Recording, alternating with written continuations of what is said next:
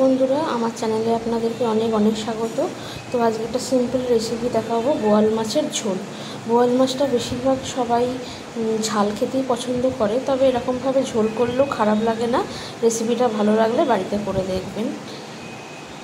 তো এখানে আছে বোয়াল মাছ 4 পিস, আর আমার বাবা যেহেতু বোয়াল মাছ খায় না, তাই ওনার জন্য 2 পিস কাটাপোনা মাছ আছে।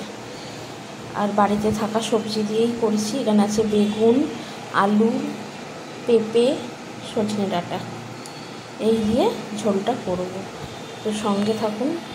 এই যে বন্ধুরা, মাছটা ভালো করে পরিষ্কার করে নুন হলুদ মাখিয়ে নিয়েছি, এবার ভাজবো। আর কড়ায় তেল গরম করতে দিয়েছি। এই যে বন্ধুরা, মাছগুলো সব একে একে ভেজে নেব।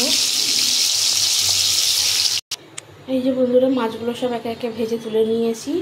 এবার তেল গরম রয়েছে, এর মধ্যে দিয়ে দেবো এই যে কালো জিরে,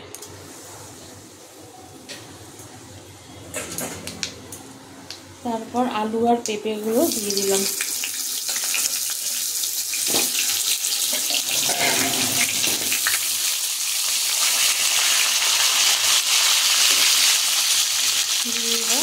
নেড়ে চেড়ে একটু ভাজা করবো। এখন ডাঁটা আর বেগুনটা এখন দেবো না, যখন মশলা কষাবো তখন ডাঁটা আর বেগুনটা দেবো। এখন পেঁপে আর আলুটা একটু ভাজা ভাজা করে নিই। তো বন্ধুরা, আলু আর পেঁপেটা একটু ভাজা ভাজা হয়ে গেছে। এবার দেবো একটু আদা বাটা, দেবো স্বাদ মতো নুন,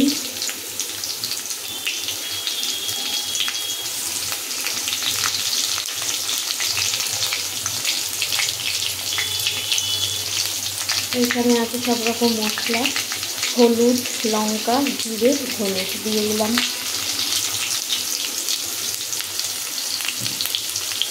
এবার দেবো সামান্য একটু জল মশলাটা কষানোর জন্য।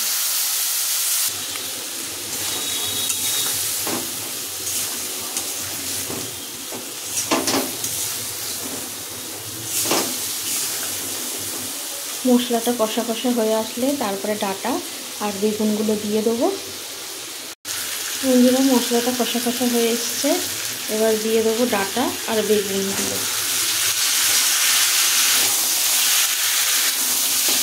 দিয়ে এবার নাড়াচাড়া করবো।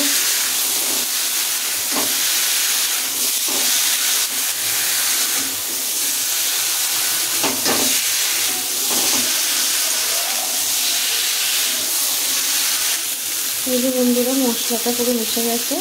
এবার সবজিগুলো সিদ্ধ হওয়ার জন্য দিয়ে দেবো জল পরিমাণ অনুযায়ী।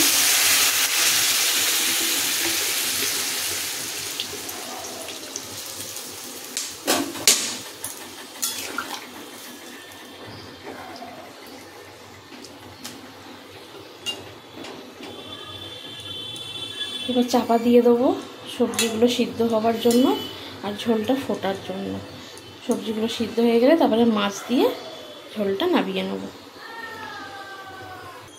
এই যে বন্ধুরা, ঝোলটা ফুটে গেছে আর সবজিগুলো সব সেদ্ধ হয়ে গেছে। এবার একে একে মাছগুলো সব দিয়ে দেবো। তো বন্ধুরা, ঝোল রেডি হয়ে গেছে। ধনে পাতা থাকলে একটু দিতাম, কিন্তু ধনে পাতা বাড়িতে নেই, আপনাদের থাকলে দিয়ে দেখবেন। যে কোনো মাছের ঝোলই এইভাবে করে দেখলে ভালোই লাগবে খেতে, গরম গরম ভাতের সাথে। তো আজকে এই পর্যন্তই। ভিডিওটা ভালো লাগলে অবশ্যই আপনাদের দেখার অনুরোধ রইল। টাটা।